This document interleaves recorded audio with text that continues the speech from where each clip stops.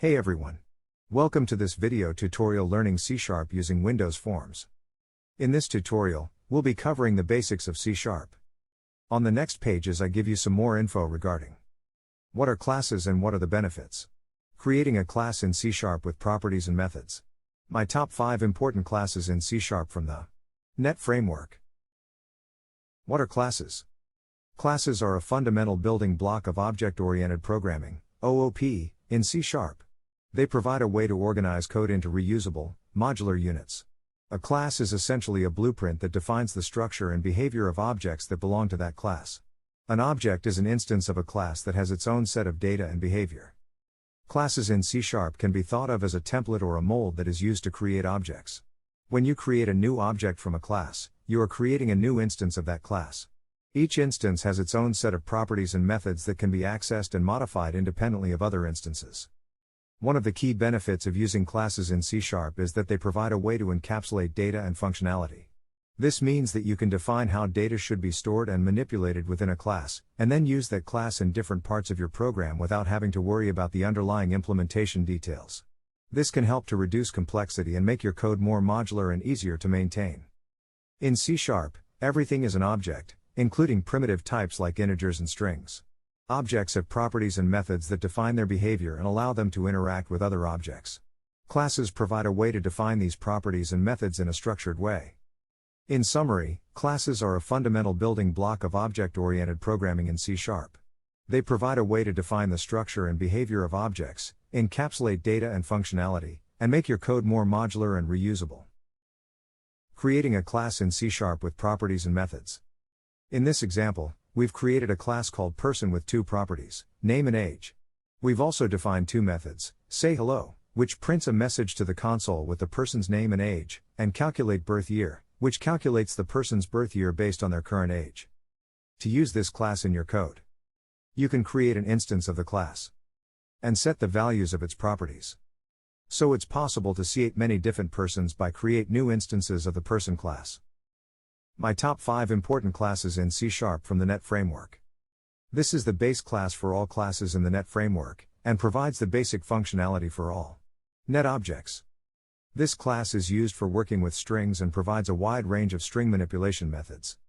This is a generic collection class that allows you to store and manipulate a list of items of a specified type. This class provides methods for working with files, including reading from and writing to files. This class is the base class for all exceptions in the .NET Framework, and provides a standard way to handle errors and exceptions in C# applications. These classes are foundational and widely used in many C# applications, and provide essential functionality that is needed to build robust and scalable applications. Now let's start with the video. Learn C# using Windows Forms, classes. We will cover the following points. Create a class to represent a person. Create a student subclass of the person. Create a login system class with a private field. And now enjoy the practical part of this video.